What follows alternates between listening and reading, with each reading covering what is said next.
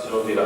Però adesso è ora di parlare di una figura che Plebiscito si è inventata, ma mi ha insegnato che si copia tutto, non si inventa nulla, che è il testimonial.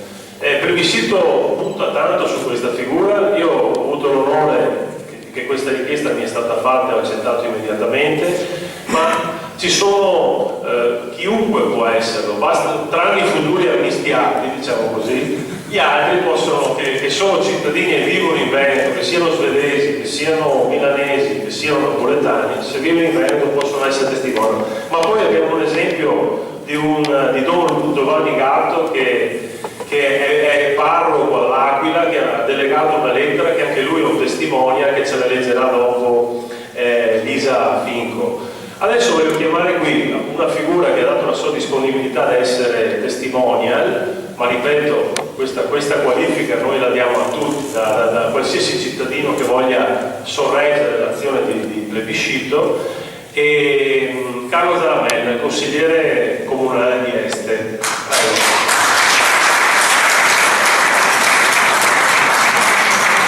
Buonasera a tutti, voi perdonerete ma io non ho l'abilità di chi mi ha preceduto come oratore, ho scritto qualche appunto, però parto proprio dal discorso del testimonial. Perché quando Andrea Felici mi ha chiamato e mi ha chiesto vuoi fare del testimonial per il Plebiscito nel 2013, ho aderito subito con entusiasmo, sono andato da mia moglie e ho detto sai devo fare del testimonial, e la prima cosa che mi ha detto mia moglie è stata ti sei proprio messi mai che hanno chiesto a te di fare del testimonial.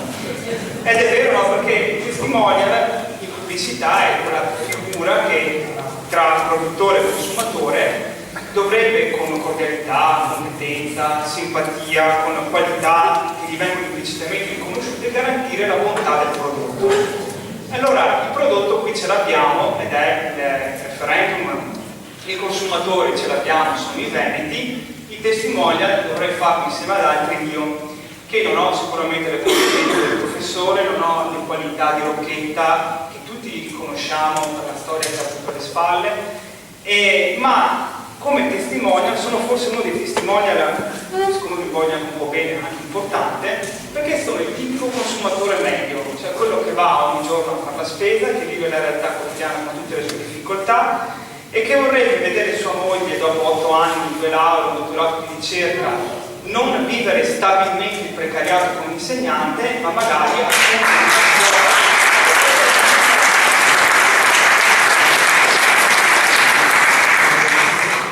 stamattina, come testimonial, ho chiesto a una mia collega di lavoro che è di sinistra e che è tutto fuorché indipendentista, se veniva questa sera, perché è facile imitare quelli che sono dalla tua parte, è meglio imitare quelli che devi convincere. E quando gli ho detto, senti, vuoi venire stasera a sentire parlare del referendum sull'indipendenza? Mi ha risposto citando il titolo di un libro. Ah, il referendum sull'indipendenza, la pioggia che sta per cadere.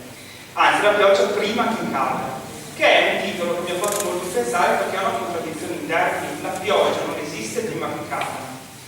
Eppure c'è già, ed è la stessa cosa di questo referendum. Non esiste, non c'è ancora, non è stato ancora indetto, eppure c'è già, si sente già l'atmosfera. Questo referendum sta già arrivando, piaccia o non piaccia, ci sarà la possibilità per i veneti di esprimersi con un sì o con un no su una materia così importante come l'indipendenza.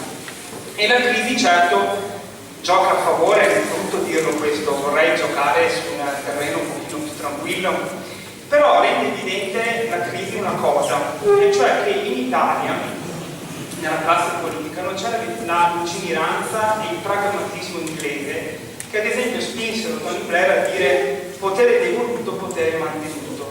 Qui la crisi ha fatto esattamente il contrario.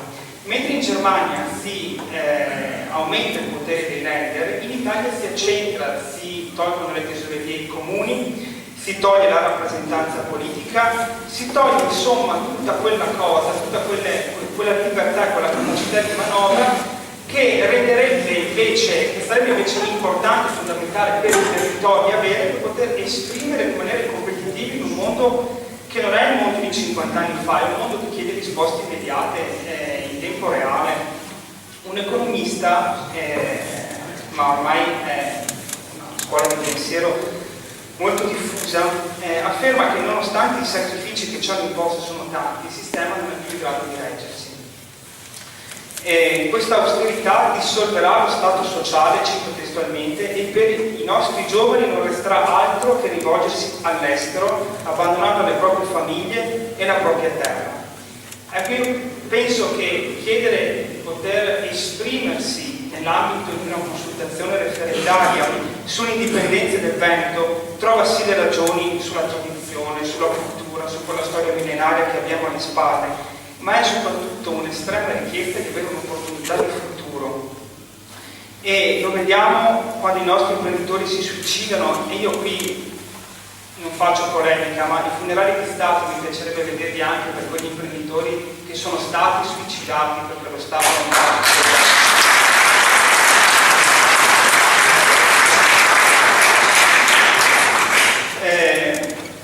Sarò sintetico, chiudo con due citazioni. La prima è di un romanzo che ho letto quest'estate che si chiama Lidi di marzo, che significa visto la serata, dove si fa pronunciare a Giulio Cesare, quindi cito un imperatore romano, a nostro proprio: odio i riformatori che mi circondano perché sanno stabilire un ordine soltanto con leggi che soffocano. Sarei invece felice se si potesse dire di me che so ammaestrare un cavallo indomito senza strappargli il fuoco dagli occhi e la felicità della corsa. Ecco, questo cavallo indomito che ha bisogno di poter correre e di poter mantenere questo fuoco negli occhi, questa felicità della corsa, è il Veneto. E queste riforme invece che soffocano sono quelle che invece ci vengono imposte dall'alto, che ci calano senza alcuna possibilità di resistere. E l'ultima è tratto da un trattato sulla fotografia, che dice così, è del 73: una fotografia non è un'immagine, non è soltanto un'immagine, è anche un'impronta. Una cosa riprodotta direttamente dalla realtà è un'orma di un piede che segna un cammino. Ecco, questi 100 e oltre comuni che hanno deliberato già per sollecitare la Regione a indire questo referendum, i capoluoghi di provincia, le province, chi oggi ha determinato, cioè sono esattamente questo, sono proprio l'impronta di un cammino che è iniziato. Si chiede semplicemente alla nostra Regione, ai consigli regionali, di prendere atto di questo e di far sì che questo cammino possa effettivamente compiersi. Grazie.